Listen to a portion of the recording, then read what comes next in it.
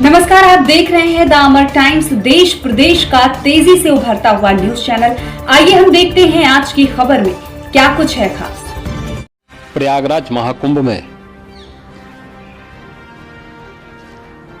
श्रद्धालुजनों की भारी भीड़ है। लगभग 8 से 10 करोड़ श्रद्धालु इस समय प्रयागराज के अंदर मौजूद है। कल भी 5.5 करोड़ श्रद्धालुजनों ने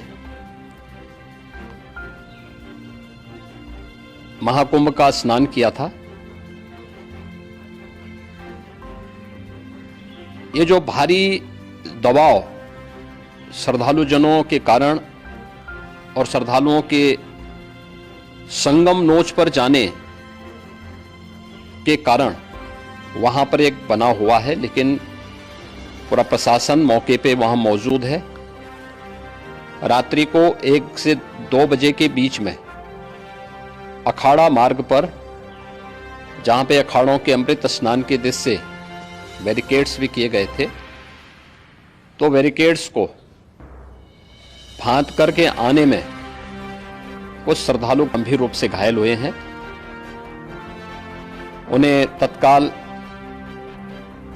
हॉस्पिटल में पहुंचा करके उपचार आदि की व्यवस्था उनके लिए की गई है। उनमें से कुछ श्रद्धालु गंभीर रूप से घायल हैं। लगातार प्रशासन स्थानीय स्तर पर श्रद्धालुओं की सकुशल स्नान कराने के दृष्टि से रात्रि को कल सायंकाल 6:30-7 बजे से ही मौनी अमावस्या का मुहूर्त प्रारंभ होने के बाद से ही लगातार लगा हुआ है। प्रयागराज में महाकुंभ में श्रद्धालुजनों के सकुशल स्नान करने, अमृत स्नान के लिए देश भर से आए हुए श्रद्धालुजनों की व्यवस्था के लिए, उनके कुशल क्षेम के लिए आदरणीय प्रधानमंत्री जी का प्रातःकाल से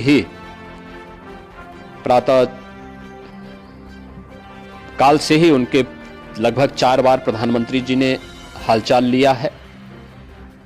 माननीय गृह मंत्री जी ने, माननीय राष्ट्रीय अध्यक्ष भारतीय जनता पार्टी श्री जेपी नड्डा जी ने,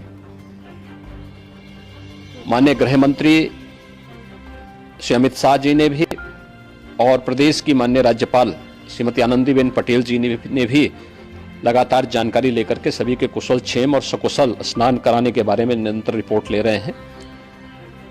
हम लोगों की प्रातःकाल से ही श्रद्धालुजन जो भी आए हैं वे स्नान कर सकें, इसके लिए यहाँ पे उच्च स्तरीय बैठक भी चल रही है, जिसमें मुख्य सचिव भी हैं, डीजीपी हैं, प्रमुख सचिव गृह हैं, मुख्यमंत्री कार्यालय के अपर मुख्य सचिव के साथ एडीजी लॉ एंड ऑर्डर के साथ साथ अन्य वरिष्ठ अधिकारीगण मौजूद हैं। प्रयागराज में हालात वर्तमान में नियंत्रण में हैं, लेकिन भीड़ का दबाव बहुत बना हुआ है। अखाड़ा परिषद से जुड़े हुए पदाधिकारियों के साथ मैंने स्वयं भी बातचीत की है। आचार्य महामंडलेश्वरों से भी, पूज्य संतों के साथ भी मेरी बातचीत हुई है, और पूज्य संतों ने बड़ी ही विनम्रता के साथ इस बात को कहा है कि नहीं, श्रद्धालु जन पहले स्नान करेंगे और फिर जब उनका दबाव कुछ कम होगा और वे सकुशल वहां से निकल जाएंगे, तब हम लोग स्नान करने के लिए संगम की तरफ जाएंगे। अभी पहले श्रद्धालु जनों को, चूंकि देश भर से आए हैं, तो इसके लिए उन्हें सभी अखाड़े इसके लिए सहमत हैं और सभी लोग इस व्यवस्था के साथ जुड़े हुए हैं। लगातार इस दिशा में हम लोगों का प्रयास है कि जो अब तक प्रातः काल से ही आपने देखा होगा, कल मैंने बताया कि कल लगभग 5.5 करोड़ श्रद्धालु कल महाकुंभ का स्नान किए हैं, और आज प्रातः काल तक लगभग 8:30 बजे तक 3 करोड़ से अधिक श्रद्धालु स्नान कर चुके हैं, और ये लगातार जारी है। लेकिन संगम नोच पर, अखाड़ा मार्ग पर, नागवासुकी मार्ग पर लगातार दबाव बना हुआ है, और वहां पर श्रद्धालुजनों की सुविधा के लिए भी हर प्रकार की वहां पर प्रशासन पूरी मुस्तैदी के साथ लगा हुआ है। और इसीलिए मेरी अपील है पूरे प्रदेशवासियों से, पूरे देशवासियों से और सभी श्रद्धालुओं से भी, सभी पूज्य संतों से भी कि अफवाह पर कोई ध्यान न दें, संयम से काम लें। यह सब आयोजन सभी लोगों का है। प्रशासन उनकी सेवा के लिए पूरी तत्परता के साथ लगा हुआ है। केंद्र और राज्य सरकार पूरी मजबूती के साथ वहां पर हर प्रकार का सहयोग करने के लिए तत्पर है। लेकिन कोई किसी अफवाह पे ध्यान न दे।